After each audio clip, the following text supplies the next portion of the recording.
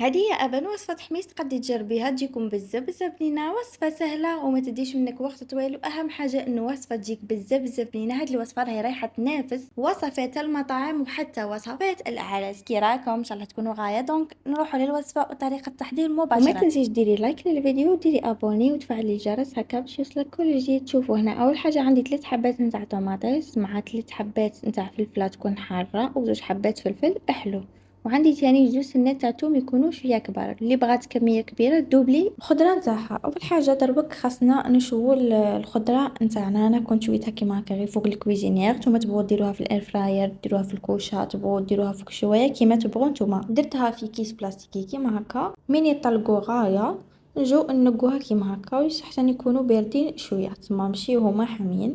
شوفوا نقيت الفلفله نتاعي كيما هكا، زدت الطوماطه نحيتها هذيك القشره كيما راكم تشوفوا، وكملت نقيت ميم الفلفله الحلوه وحتى الثوم هذاك قلعت له هذيك القشره.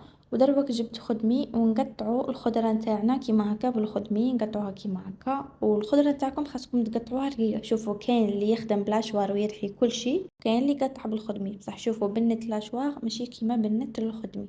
هذا هو الحميص الاصلي يتقطع رقيق ما يتطحنش في الاشوار بالنسبه لي انا. وكل وحده حاجه باينه والراي نتاعها. نحكموا الخدمي تاعنا ونقعدوا نديروا في هاد الحركات، نقعدوا نفوتوا على هذيك الفلفله حتى تولي بزاف رقيقه كما راكم تشوفوا. نفس الطريقه كملت قطعت الثوم وقطعت الفلفله وقطعت الطوماطيش تما كل شيء قطعته كيما الفلفله. درتهم كيما هكا في مقله. او دروك نديروا لهم الملح ونزيدوا عليهم تاني شويه تاع الحرار اختياري. تبغي ديري تبغي ما ديريش ما ديريش. الحرار اللي هو الفلفل الاسود يعني فلفل الكحل. ودروك نحطوا المقله تاعنا فوق النار على نار تكون متوسطه ونخلو الحميص تاعنا حتى ينشف غايه وما تبقى فيه حتى قطره تاع ماء. ثم نحطوه فوق النار ونبقاو نحركو فيه حتى نشوفوه نشف. من نشوفوه نشف نقلعو المقله تاعنا من فوق النار. بعد ما كان الحميص نتاعي نشف كاع ما بقات فيه ولا قطره ماء كيما راكم تشوفوا، نجيو نديره كيما هكا في لاسيات. وهنا يستحسن ديروا له هو في المقله ديروا له زيت زيتون عندك باش تقدموه في لاسيات نتاعكم. هنايا انا فرغته درت له كيما هكا وفرغت فوقه شويه تاع زيت زيتون من فوق حوالي بالك نقولوا ربع كاس